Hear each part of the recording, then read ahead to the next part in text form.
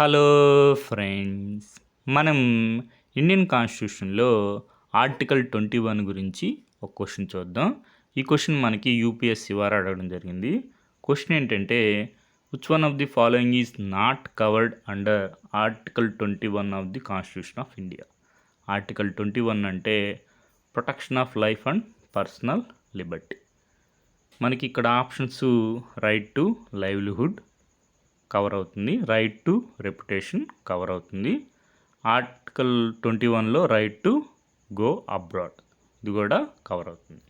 మనకి right to vote అనేది article 21లో కవర్ కాదు, అందుకే ఆప్షన్ డి ఆన్సర్. మనకి రైట్ టు ఓట్ అనేది న్యూస్లో ఉంటుంది. There is ongoing debate about the constitutional status of the right to vote in India. మనకి రైట్ టు ఓట్ అనేది ఆర్టికల్ 326లో of Indian constitution grants the right to vote to every citizen of India who is not less than 18 years of age. తర్వాత మనకి UPSC civil service ఎగ్జామినేషన్లో ప్రీవియస్గా ఒక question వచ్చింది 2017లో. క్వశ్చన్ ఏంటంటే, right to vote and to be elected in India is a fundamental రైటా, natural రైటా, కాన్స్టిట్యూషనల్ రైటా, లీగల్ రైటా? అఫీషియల్ ఆన్సర్ ప్రకారం మనకి right to vote and to be elected in India is a constitutional right. Option C answer. 86th question. 86th question మనకి option C answer official key ప్రకారం UPSC వారి.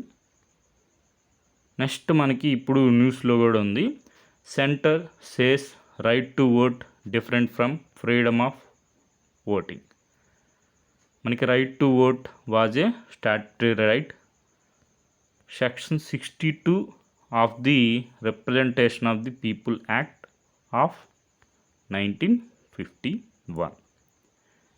ఏదేమైనప్పటికీ మనకి రైట్ టు ఓట్ అనేది article 21లో cover కాదు.